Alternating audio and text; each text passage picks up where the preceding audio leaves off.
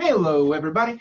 In this video we're going to talk about something that we talk about in the field of social psychology known as the replication crisis. So we're going to first talk about what kind of triggered it, what kind of impact it had on the field, and then how we're still dealing with the event. So first, how did it all begin? Back in, I believe it was about 2010 or just around, a then prominent social psychologist by the name of Dietrich Stoppel confessed to data fraud. Okay, now he didn't come out right and confess. Instead, some of his students and colleagues who suspected some questionable behavior came out. They reported him to their university, and eventually he confessed to making up some of his data. Now this launched a big investigation into the replicability of a lot of the effects. So basically they wanted to go through and make sure that it was only those studies that Dietrich confessed to fraudulently reporting were bad. So this whole event led to a couple of other prominent social psychologists coming under scrutiny. One fellow by the name of Dirk Smeesters, another by the name of Hans Forster. In fact, Forster, prior to his being called out, was, I think SBSB, the National Conference for Social Psychology, gave him awards for being, at the front end or being a leader in the field. Now, I will say that Hans Forster has always said that he did not do anything inappropriate, and Dirk Smeesters, also said that he did nothing that wasn't common in the field. But certainly neither of them did anything that we know of anywhere near as egregious as what Dietrich Stoppel did. But needless to say, or regardless of whether they did something as bad as Dietrich Stoppel, this launched the entire field into self-checking mode. Now remember, science is self-correcting, all right? So we try to replicate our findings, and if things can't replicate, then we abandon them. But our field had, for a while, a certain weakness, specifically because journals they weren't as excited about publishing replications. Instead, they only wanted to publish new exciting findings. There was very little incentive for researchers to try and replicate findings. And so at best, what was happening is they would conceptually replicate. And all that means is they would test the same hypothesis using completely different methods, and sometimes including additional variables. But a large-scale replication effort then was done. And although a lot of things replicated just fine, a couple of concepts, a couple of items that had been taken as common knowledge in the field started coming under scrutiny. Now, I will add this little caveat. Not all of that replication crisis was done with the best of methods, all right? In fact, and sometimes these replication efforts involved trying to replicate 10 and even more studies all in the same study. So trying to cram all of these studies into one. As you read through the book, as you listen to these lectures, as you learn more about social psychology, you'll note that every experiment is created with a lot of care. And a lot of different variables are considered with the construction of each individual experiment. So trying to cram 10 or more all into one, at best, is sloppy science. And that criticism came up in the after effects of the replication crisis. But needless to say, it said the difficulty with which this replication effort had replicating all of these findings shook the field. Now, this isn't the first time our field was shaken in this way. And I should add this caveat: this same replication struggle was found in other fields of science, certainly in other fields of psychology, but other fields of science as well. But, and maybe it's because social psychology has always had what I have called an inferiority complex, social psychology really kind of, some might say, overreacted. But we really tried to prevent this from happening. In the past, when it had happened, we instituted a new rule that, so for example, social psychology's flagship journal, the Journal of Personality and Social Psychology, when something similar happened in the 70s, the then editor of JPSP, the Journal of Personality and Social Psychology, Greenwald, made a rule that no manuscript reporting only a single study would be published in JPSP. And that became a norm, certainly in JPSP. To this day, if you see a publication with fewer than 3 articles, you found a rarity. But that rule was adopted by a lot of other journals as well. So to this day, very rarely will you find an outlet that will allow single study publications. They do exist, but I would strongly caution you that anytime you see a paper with one study, take it with a spoonful, a mugful, a jarful of salt. All right, be very cautious about generalizing too widely from a single study publication. But that became a norm in the field. Well, after this most recent replication crisis, we adopted a number of new measures to try and prevent anything like this from happening again.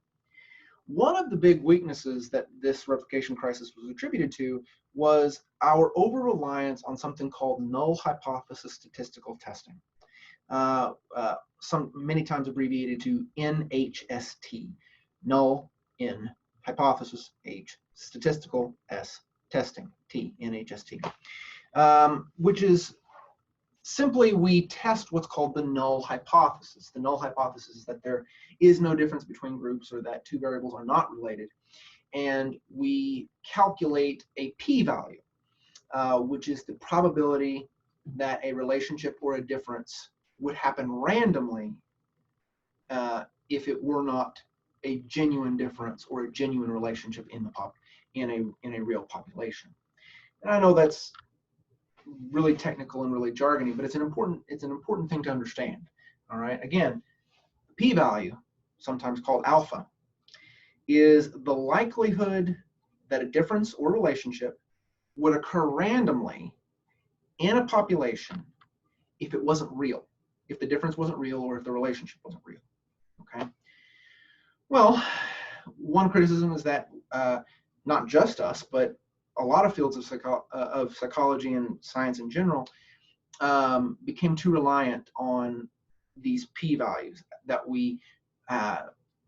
that in order for us to report something, that p-value had to meet a certain criterion. Usually the p-value had to equal or be less than 0.05.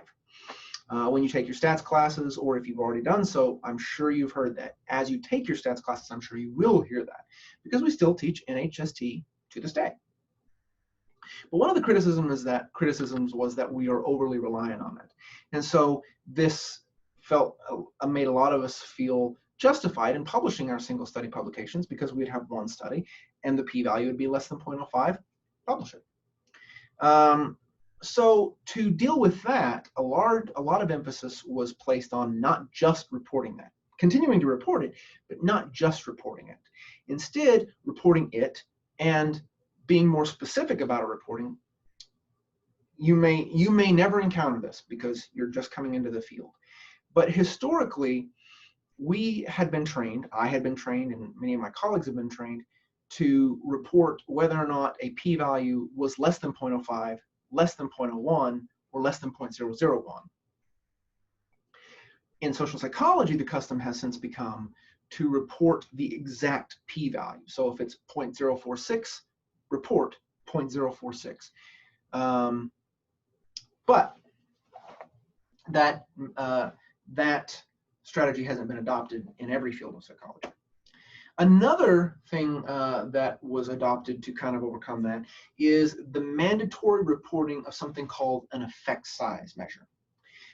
So for those of you who have taken your stats classes, or those of you that will, you either have heard of or will hear of things known as Cohen's D, or a Pearson R correlation. In fact, the Baumeister book talks about the Pearson's R correlation. All right. These are often used to tell us just how strong or impactful a difference or a relationship is. Okay.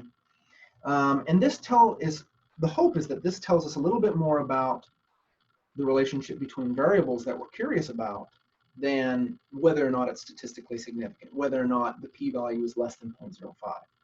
So effect size measures became somewhat more mandatory in various journals. Another, and this is probably the biggest recommendation, replication. All right. Remember, back in the 70s, when this happened, something similar happened to the field of social psychology, multiple study publications became mandatory, at least in the Journal of Personality and Social Psychology. Scientists were required to replicate their own findings at least once, usually more than that, before they would be allowed to publish it, before they'd be allowed to report it to the scientific community. Well, that's become even more standard now across a wider array of journals within the field. So now, even more replication efforts. Replication is even more mandatory than it ever was.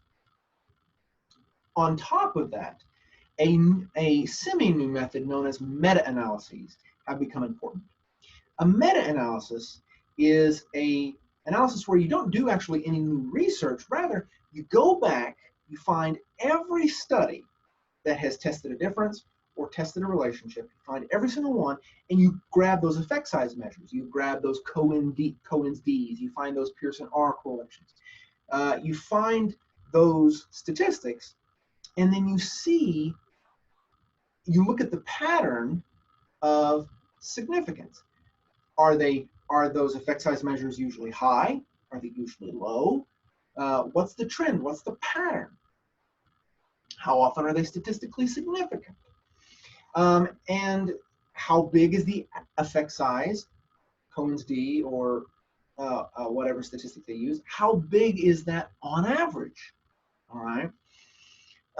So these meta-analyses are a way of kind of doing what scientists were supposed to be doing the whole time, which is kind of zooming out and looking at all the research from a bird's eye view, and then looking at the average effectiveness of a particular difference or a particular explanation to predict behavior. So on average, how big is the difference? On average, how strong is the relationship? That's what these meta-analyses do. Now, another, and this wasn't as prominent, but it's, to hear some authors write about it, it's becoming more common, is something called the open science effort or initiative.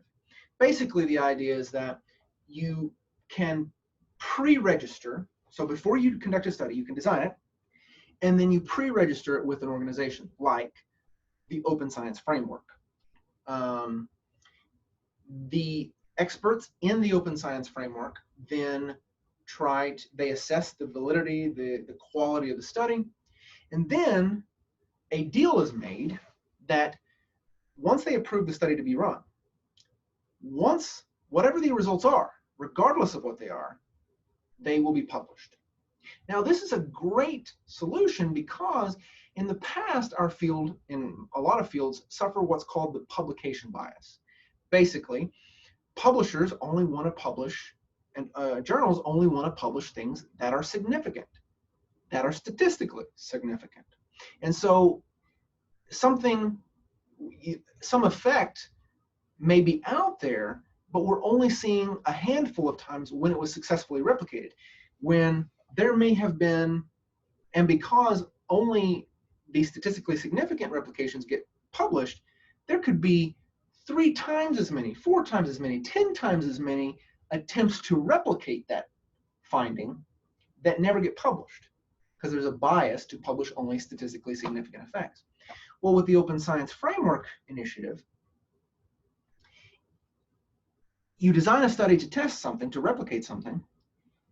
They approve your methodology, and then it gets published, whether you replicate it or not. So now we get a more accurate reflection of whether or not an effect is real or not, because we're going to read the report of whether or not the effect has been replicated successfully, meaning the difference that we found in one study is being found by another in another study with different researchers at a different place, or the relationship that researchers at one place found are being replicated, that we're finding the same relationship with other researchers with different methods in a different place. Okay. So those are some of the initiatives that have come into practice since the replication crisis. And in general, a culture has emerged from the replication crisis where, as a field, certainly social psychology, and I'm sure other fields as well, because the replication crisis occurred in other fields as well, certainly among social psychologists, to be extra strict, to be extra cautious about our methods and about our reporting practices. Now, there are still weaknesses. For example, a lot of universities still make tenure dependent upon the number of publications that a scientist has. That puts a lot of pressure on scientists to publish as quickly as they can and as often as they can. Not a lot of universities that I've heard of have done anything to remedy that. And that means that the pressure to publish less than ideal quality science still exists to some degree. But a lot of mechanisms have been put in place to try and catch it and prevent poor science from doing any harm. Again, as the Baumeister book points out, and it is one of the qualities of science, science is self-correcting. So through practices like these, through replication, science fixes itself. But again, as I've said in other videos elsewhere, science is not fast. Science is very, very slow. Certainly slower than anybody that's not a scientist is happy with. In fact, slower than most scientists are happy with. But science is slow. And so yes, it self-corrects, but it can take years to self-correct. All right, guys, that's it for this video. In this video, we talked about what triggered the replication crisis, what are some of the kind of consequences of the replication crisis. Although I did want to mention one that I kind of forgot, which was right after the replication crisis, that massive replication effort that kind of started the replication crisis. It created a little bit of a witch hunt. Basically, if you did any kind of what's called a PRP, or problematic research practice, if you did anything, and many of which at the time were semi-common in the field, if you did any of those, then there was the threat of loss of tenure, maybe even loss of job. So we talked about what triggered the replication crisis, what happened during the replication crisis, and then what has been the consequences of the replication crisis. All right, guys, that's it for this video. As always, if you have any questions, let me know. If not, have a great one, and I'll see you next time.